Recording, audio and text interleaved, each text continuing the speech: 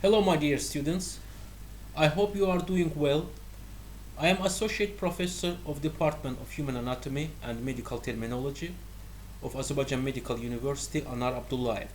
And today we have the lecture, and the topic of our lecture is the topographic anatomy of the head, the structure of the skull, the topography of the skull and its functional anatomy, features of the vessels and the nerves of the soft tissues of the head and organs of the head, their clinical significance depending on the topography.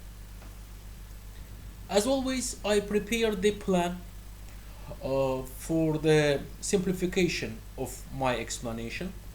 And first of all, I will explain you the structure of the skull, the topography of the skull, structural features, peculiarities of the skull bones, and of course their functional anatomy. And then we will talk about the features of the vessels and the nerves of soft tissues which cover the skull and organs of the head. This is very important lecture for understanding of diseases. The skull, the very important part of our bony framework, or simply saying the skeleton, because the skull has many functions, and the four of our five sensory organs are located in the cavities of the skull. Simply saying, there are four windows in the smell organ, also vision organ, taste organ, and our ear or the vestibulocochlear organ. All of them are located in the cavities and the parts of the skull, being surrounded and being protected by bony formation of the skull.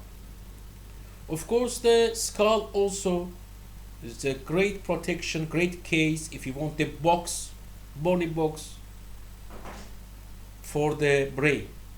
And the brain, which locates within the cranial cavity, is surrounded by these bony structures, before it by the structures which also derived from the mesenchyme, I mean the meninx, the dura mater, also arachnoid, and the pia mater of the brain. Skull, the main element, has many elements such as the oral cavity and the nasal cavity and the houses, our teeth. Many important junctions are here, such as the suture, such as the very unique articulation, the temporomandibular joint, which takes place not only in chewing, not as work as the first part of alimentary tract.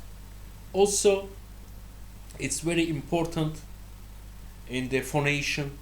Also, it's very important in the speech activity of the human. And you are looking at this slide. This is the skull from the anterior or the facial view, and from the lateral view. As you know, the skull is divided into two parts, into two great parts. If you will look at this picture with great attention, this is the special line which separate the part of the skull, cerebral part of the skull, from the facial part, which this line which is passed through the glabella and the supraorbital border or ridge of frontal bone, then through the zygomatic process of the frontal bone, and till the tip of the mastoid process. But also, if we want for the more simplification, we can look at this table. This table explains that the bones of the cerebral part of the skull, there are 8 bones. 4 of them are unpaired, such as the frontal bone, ethmoid bone, also the our sphenoid bone and occipital bone.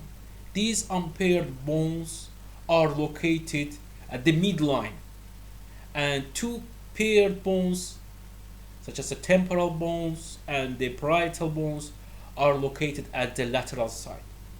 And in this table, you can study also articulations of the bones of skull, because you know the bones of the skull, they have several kinds of the articulations. First of all, we have the just only one synovial joint between the skull bones.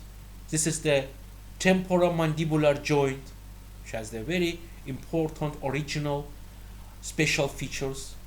And other articulations between the bones are very important also. They are belong to the syndesmosis. Syndesmosis, the joint by the fibrous tissue, such as the sutures between the bones of the roof of the skull. Synchondrosis, I mean via the cartilage between the bones of the skull base.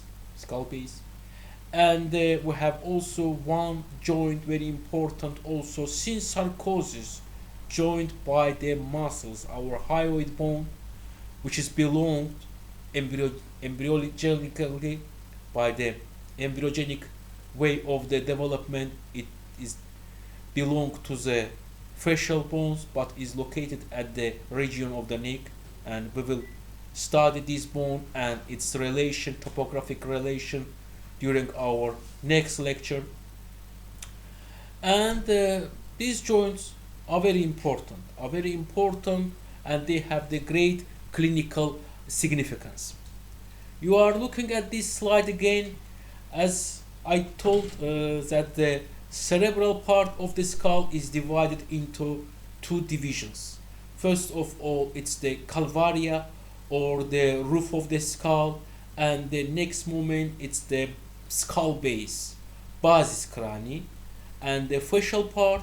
Here is the facial part, and there are very important cavities in this division. There are 15 bones. Originally 15 bones are the in facial part, two orbits. They form the two orbits, paired cavities, unpaired the nasal cavity, and the bony walls of the oral cavity again. And when we are talking about the cranial base from the topographic point of view, we are interested in the blood vessels and the nerve fibers which pass through the openings and the fissures and the canals of the skull base, of the internal cranial base. In this picture, you are looking at the internal cranial base, and you can realize that the internal cranial base is divided into the anterior cranial fossa, middle cranial fossa, and the posterior cranial fossa. Anterior cranial fossa is formed by the frontal bone, the orbital part of the frontal bone, between them the horizontal plate of ethmoid bone, and the lesser wings, or the ale minoris of the sphenoid bone. Also in this video, if you are looking at it very carefully, all bones of the skull here are exposed. The middle cranial fossa is formed by the sphenoid bone, also partly by squamous part and the petrous part of the temporal bone, and the greater wings of the sphenoid bone. Openings, which are very important, and you have studied these openings during your practical classes. For example, canalis opticus here is the for connection between the middle cranial fossa and the orbit. Here is the past the nervus opticus and the ophthalmic artery. Foramen rotundum for passing of the maxillary nerve. It passes into the pterygopalatin fossa. Foramen ovale for passing of the nervus mandibularis, the third branch of the trigeminal nerve, and the foramen spinosum. Here the greatest artery for the meninx, arteria meningea media, passes. Posterior cranial fossa, and especially the venous structures of this fossa, are very variable, and these fossa is located between the connection of the sphenoid bone and the occipital bone till the internal occipital protuberance. Foramen magnum, which is very important and familiar to you, the opening for connection between the spinal cord and the brain, or simply saying its connection between the vertebral canal and the cranial cavity. Side by side you are looking at the petrous part, and within the petrous part our inner ear is located. It explains why the temporal bone, especially the petrous part of this bone, is very important from topographic anatomy and from clinical anatomic point of view. Here's the external cranial base. Yes, you are looking just on the bony framework. Then slightly later we will talk about the soft tissues and the blood vessels and the nerves of this surface. Also very difficult, very complex relief of external cranial base, and it divides into three parts. Anterior part, mainly it's the bony palate. It's formed by the four bones, or the two paired bones, both maxillae and the both horizontal plates of palatine bones. Anteriorly the incisive foramen, foramen incisivum, for passing of the nerve of the same name and for innervation of the mucous membrane of anterior part of the hard palate. Laterally and behind than this opening, you can observe the openings for passing of the greater and the lesser palatine nerves and the vessels. It is the foramen, I mean the singular foramen. If we are talking about the we will mean the plural, because they are both, they are the double, the foramina. Here's the foramen palatinum majus and two or three foramina palatina minoria, the behind of the foramen palatinum majus. And just behind from the bony palate till the anterior part of the foramen magnum, it's the middle part of external cranial base. And there are foramen ovale, foramen spinosum, which you observed previously. Also we can find here with passing of the many structures. And the special conversation, special moment about this opening, the foramen lacerum. Foramen lacerum, it doesn't exist in the living man, and also you can't find this opening in the non-macerated cadaver, because it's filled, or if you want, it's covered by the fibrous cartilage.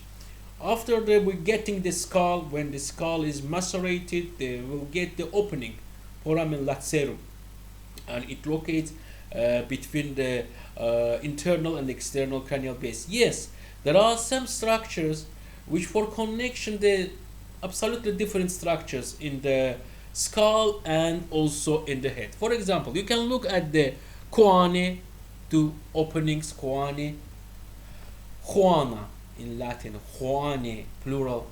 On the skull base, it connects the nasal cavity with the middle part of the external base of the skull. But in the head, it's for connection of the nasal cavity with the nasal part of the pharynx.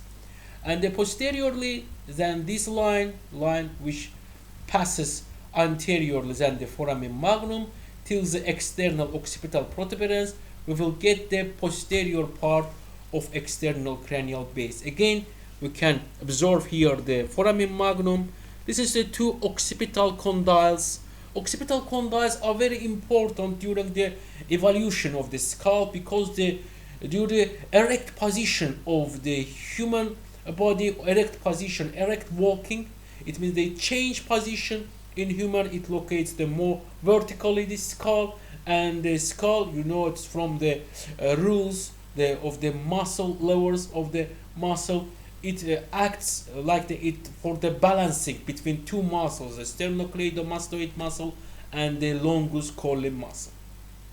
Very important structures also, the mastoid process, very prominent in the men's skull, and the rounded and the less by size in the woman's skull. Also the opening between the mastoid process and the styloid process, the stylomastoid foramen, this foramen where the facial canal ends, and the facial canal for passing of the facial nerve, seventh paired cranial nerve. And if we are talking about of course the topographic anatomy, first of all we can look at the dissections of the head, dissection lines.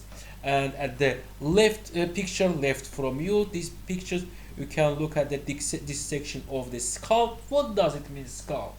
Scalp, S-C-A-L-P, skin, subcutaneous tissue under the skin, yes, the periosteum, and then the bones of the scalp, and etc. But the term of the scalp is a very interesting. It means the skin, connective tissue, aponeurosis of course, epicranius muscle, very interesting, unique muscle, which has the, I will explain it, at the frontal part and the occipital part. Between them, the aponeurosis, and under the aponeurosis, under the aponeurosis A, under it the loose connective tissue and the periosteum. This section of the scalp, it's explained here, it's showed here, and the second and third lines for the dissection of auricular regio, vertical line beginning from the tip, from the upper part of the auricle, and the third also at the auricular line, fourth, fifth and sixth dissection lines of the face, and the 7, 8 dissection by the sternocleidomastoid through the sternocleidomastoid muscle. Here is the sternocleidomastoid muscle form the border anteriorly. We can open the anterior portion or the anterior triangle, and the posterior behind that this muscle, posterior triangle of the neck. Regions of the neurocranium. We are interested of course the neurocranium mainly is used the neurosurgical practice and also the anatomical practice. Neurocranium, it means the cerebral part of the skull. The frontal regio, forehead, regio frontalis, parietal regio, regio parietalis, temporal regio, regio temporalis, plus we will learn the regio or the subregio of mastoidea, because it's the very great importance during the otorhinolaryngologic operations on the middle ear, and occipital regio, the regio occipitalis. And the anatomical boundaries and the regions of the face. Also, I prepared this slide for your the understanding is here. The regio frontalis, you are looking at the frontal regio. Yes, you know by the classic anatomical classification, the our frontal bone is belong to the cerebral part of the skull. But when we are talking about the face itself, of course we are talking about the frontal regio. It's also belong not by anatomical point of view, from the surgical, from the plastic surgical point of view, it's belong to the face. And you are looking at the regio frontalis, and here is the temporal regio. You are looking at the auricular regio, very important, infraorbital regio. This is the regio whereas the foramen infraorbitale is located, and by investigations of academician Shadlinsky, there are more than one or infraorbital foramen can be observed here, the 2, maybe 3, which form some difficulties, many complexities during the providing of the injections to this opening.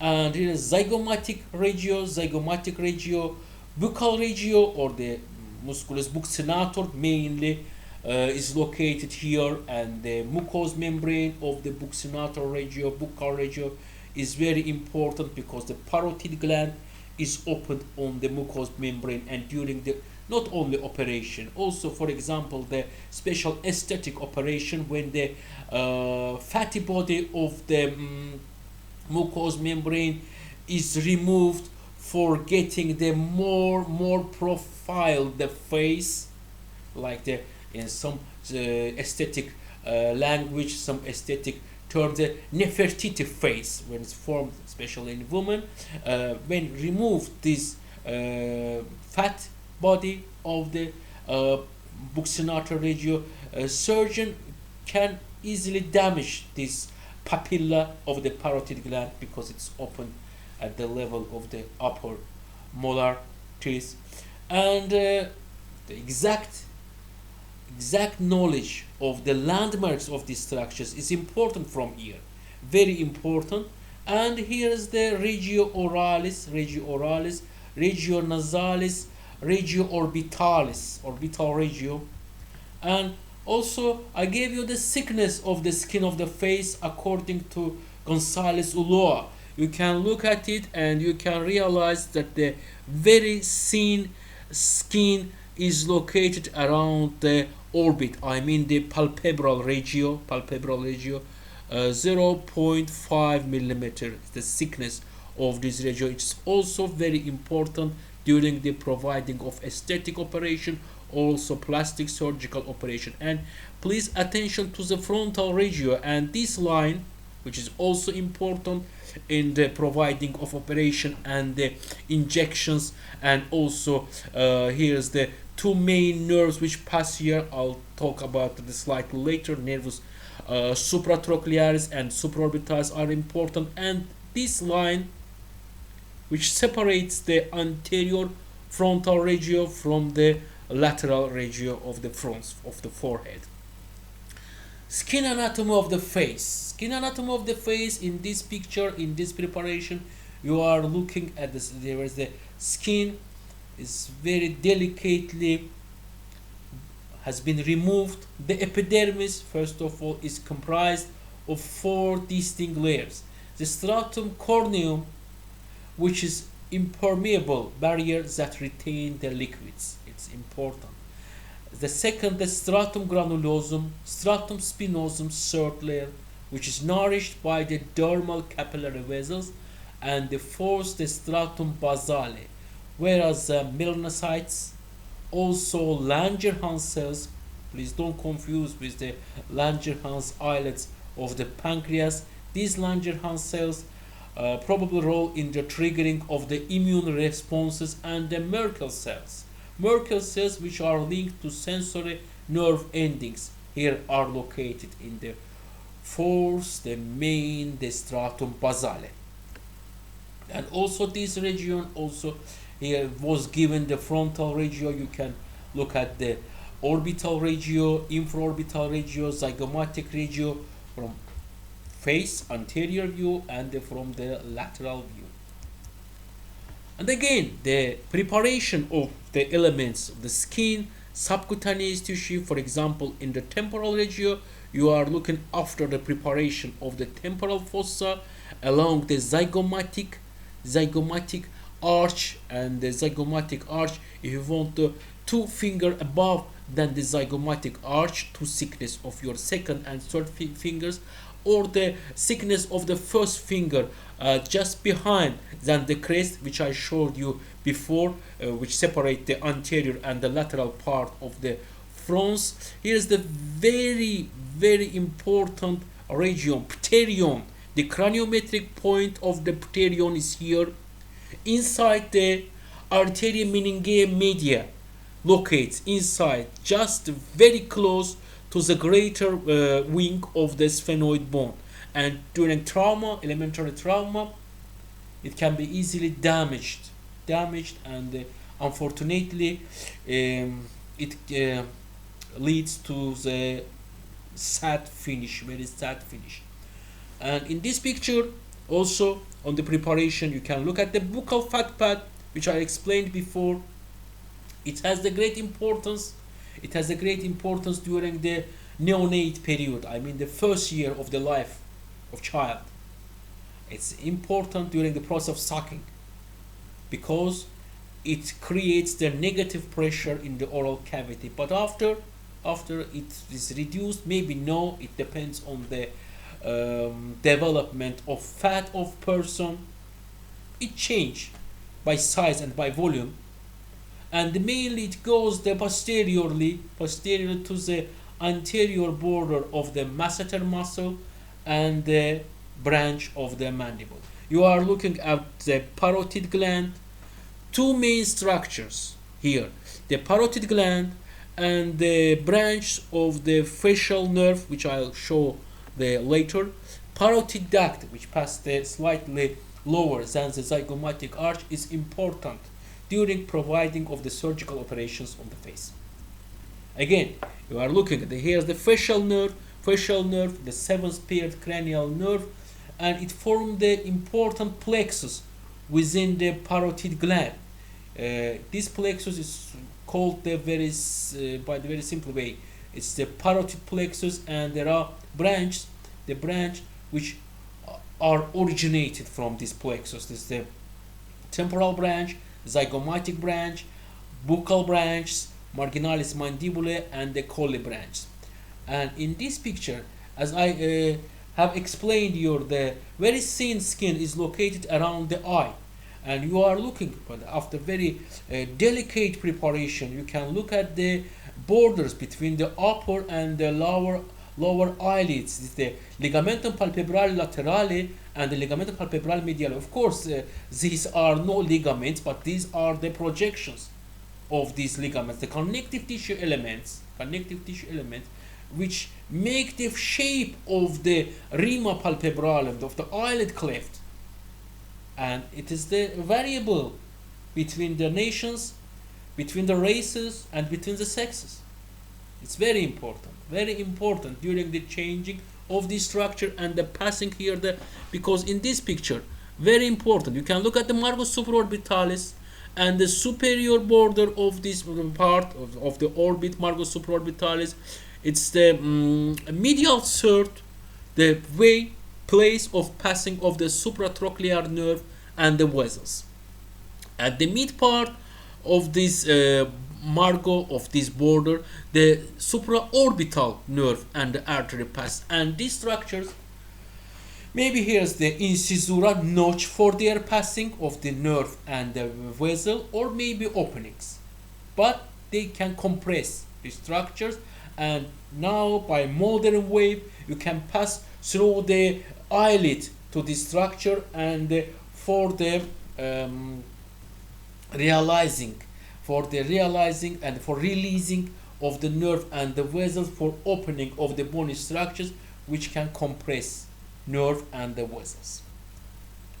Zygomatic process and the zygomatic arch, which the acts which work as the boundary between the temporal fossa and the infratemporal fossa. Yes, infratemporal fossa here is partly has been exposed. Why? Because the part of the mandible has been removed here, because the ramus mandibulae, the branch of the mandible, closes the infratemporal fossa from the lateral side. But infratemporal fossa has the great importance in topographic anatomy.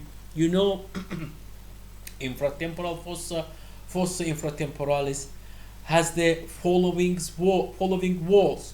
Superior wall is formed by the infratemporal surface of the greater wing, anterior surface also by infratemporal surface of the maxilla, and the medially, this is the lateral plate of pterygoid process of sphenoid bone.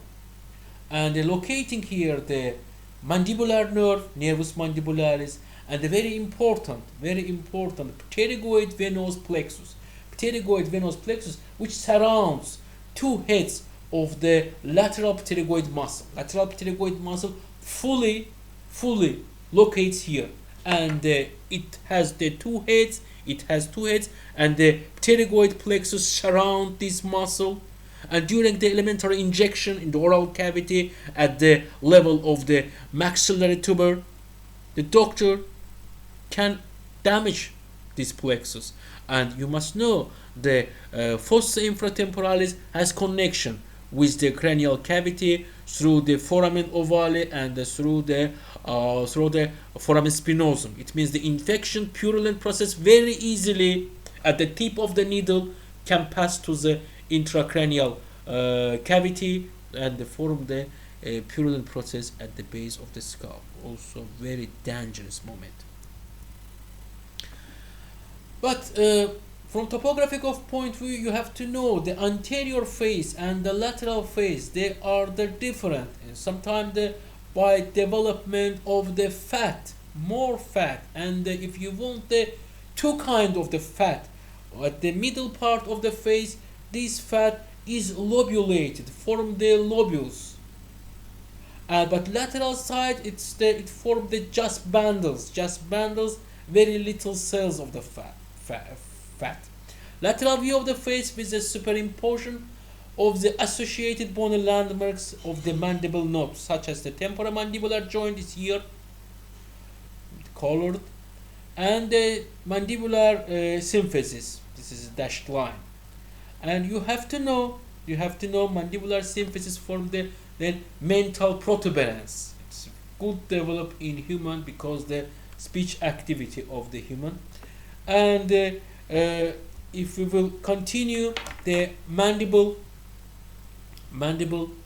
the unique articulated bone, movable bone of the facial skeleton.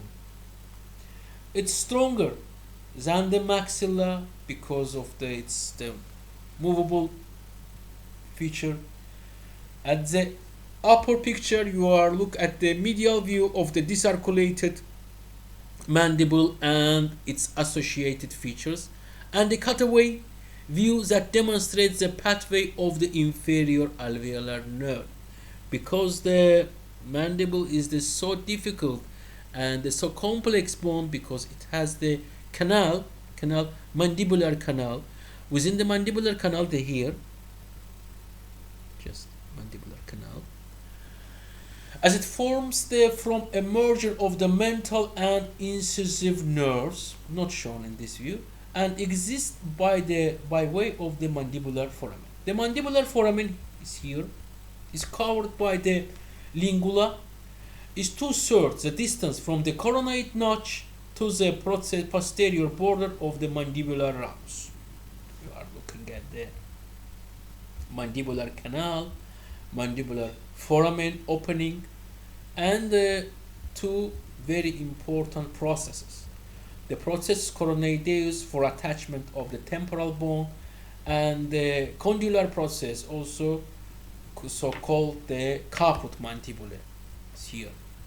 And I have showed you the very important vessels, I mean the arteries of the head and neck regions, and they are dividing. You are looking at the regions, the frontal region, number 1. Artery for this region, such as the supraorbital and the supratrochlear arteries, is here, SOSTR, supraorbital, and the supratrochlear. As I told you, the supraorbital artery originates at the midst of the supraorbital border, and the supratrochlear artery, it just passes between the medial 1/3 and the lateral 2/3 of this border. You are looking at the nasal region. There's the dorsum nasi and the apex of this nasi. Territory, very important, of the facial artery, and also very important is here at the medial angulus of the eye. Is the connection between the branches here, between the branch of the external carotid and internal carotid artery.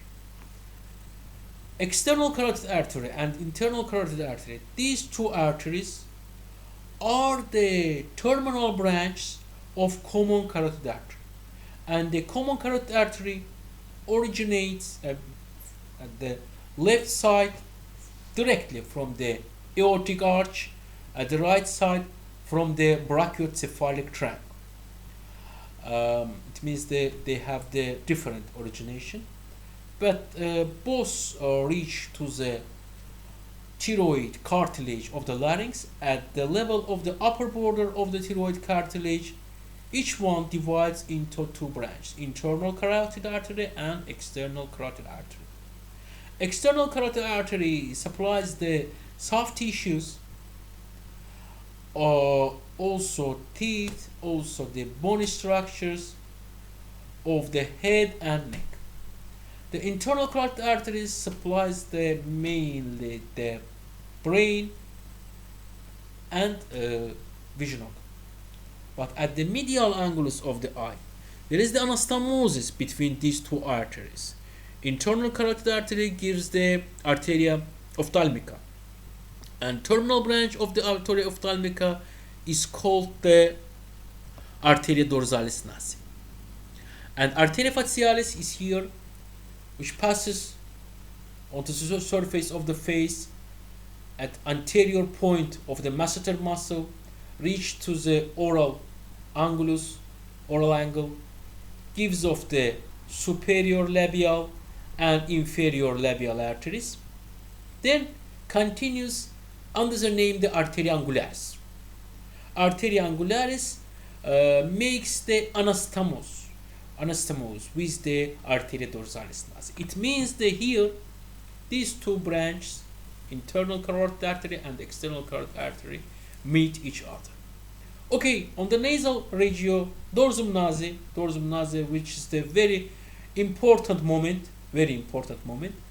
and this regio is supplied by the anterior ethmoidal artery. Anterior ethmoidal artery is a branch also of ophthalmic artery. Yes, like the nerve of the same name, anterior ethmoidal artery, first of all goes to the anterior cranial fossa, but then through the foramina olfactoria of cribriform plate, it descends into the nasal cavity, supply the nasal cavity, anterior part of the nasal cavity, then it goes to the external side between the bony and the cartilaginous part of the external nose. And if we continue, you are looking at it, the FO territory. It means the what? Facial artery, and the facial artery, very important, which I explained, it's the anterior branch. Mental regio, and the mental regio, which supplied with, here's the 5 mental regio, inferior labial, IL, and the superior labial arteries. Very important moment of the vascularization of the skull cap and the roof of the skull, and the aponeurosis. It locates centrally, frontal and occipital muscle posterior. It means that our superficial temporal artery, which ends by the frontal and parietal branch, also occipital arteries here, they make the very important anastomosis.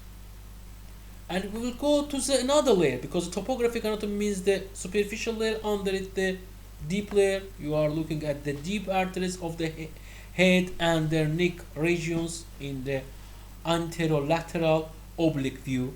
Again, the territories, arterial territories, frontal regio, supratrochlear, and the supraorbital artery. Also, if we continue, we can look at it. I have to show it the frontal regio, yes, and the skull cap, and here's the 10 occipital regio, 8 temporoparietal regio. You are looking at it. Anterior ethmoidal artery again, buccal artery, dorsal nasal artery, deep temporal artery, external carotid artery. Here's the main source, if you want, the mainly which supplies the soft tissues. Inferior alveolar artery here is opened because we are talking about the deep structures. Infraorbital artery, IO, lingual artery, maxillary artery, nasopalatine artery, which pass with the nerve of the same name. Posterior auricular artery, the posterior branch of the external carotid artery. And the branch of the external carotid artery from the posterior lateral view, it's the more and more simplification is here. Arterial territories, the mental regio, and then you are looking at the parotid regio, temporoparietal regio, and of course the auricular regio. The main moments, of course, when we are looking at the vessels, yes, I have explained, also your teachers explained you that the main sources for the vascularization of the soft tissues and the bony framework of the skull, mainly you have to know which arteries, the external carotid artery and their branch, their relation to each other is very important during the explanation of the blood supply, blood vascularization of the head region. And you are looking again at the preparations, which is important in preparation. It is so important in the practice of topographic anatomy. And please, the facial artery on the preparation, masseter muscle, and the passing point of the facial artery. During our first lecture, we told about the variations of the facial artery. I have explained that there are many variations of the facial artery, maybe one trunk, maybe the bifurcated, maybe one trunk is good developed, next one is the weak developed. Facial vein, very great important moment. Facial vein mainly pierces the submandibular gland. It penetrates the submandibular gland. Facial artery can penetrate, of course, but mainly it locates on the medial surface of this gland. And here's please look at it, the bifurcation regio of the common carotid artery, dividing it into the internal and external carotid arteries here. Again, the moment which I have noted before, the angular artery goes to the medial angle of the eye for the making the anastomose with the dorsalis nasi, the branch of the internal carotid artery. And the division of the plexus of parotid gland is here, the parotid plexus, and mainly you can compare the branches by investigation of the academician Shadlinsky. There are two different form of ramification is here. The branched form, when the magistral form of the branching, there are 5-6 branches, and there are not many connecting branches between them. And the next moment, when we have the more connecting branches, like the network on the lateral part of the face, it makes the operations on the lateral part of the face very difficult. And about the muscles, we told about the muscles of the face. As you know, they are divided into the muscles of mastication and the muscles of the facial expression. And in any case, I have showed each muscle and their action. Occipito frontalis, corrugator supercilii. You are looking at these pictures, and I have to explain the muscles of the facial expression. They are developed from the second visceral arch, and of course they are supplied by the facial nerve, of course, because the facial nerve also developed from the second visceral arch, but their location around the natural openings of the face, it makes their work, divide their work into two parts: the constriction or dilatation. They act like the constrictors, for the decretion of these openings, or for the enlargement, for increasing. Occipito frontalis, which I have explained you, the occipito frontalis muscle as the occipital part and the frontal part, between them the aponeurosis or the galea aponeurotica. Frontal region with the bony structures, which I have explained, foramen supraorbitale, or maybe incisura supraorbitalis, and incisura frontalis also can be replaced, can be changed by the foramen frontale. Glabellar region, which is so important here, you can also observe the traces, maybe remnants of the metopic suture, because you know in newborn the frontal bone is divided, the squamous part of the frontal bone is divided into two parts. This dividing is by due the metopic suture or the frontalis suture. It divides the squamous part into two halves, and then it's fused. Maybe it doesn't fuse and form the metopic type of the skull. And in this picture again you are looking at the skinny elements of the face and is dividing, and the more development of the fat on the lateral regio, mainly in the lateral regio, fat part of the buccal regio. Frontal regio sensitive innervation. I have explained you the sensitive innervation of the frontal regio due to the branch of the supratrochlear and the supraorbital nerves. We are looking again and the skin innervation. Of course, mainly our trigeminal nerve takes place in the skinny innervation of the face. Upper third of the face is innervated by the first branch of trigeminal nerve, ophthalmic nerve, but many important moments which I explained before. The nose, external nose between the root and the tip, is innervated also by the first branch, anterior ethmoidal nerve, nervus ethmoidalis anterior, innervates this part. Other part of the midst of the face is innervated by the branch of the sensory branch of the maxillary nerve, and the lower third of the face is innervated by the mandibular nerve.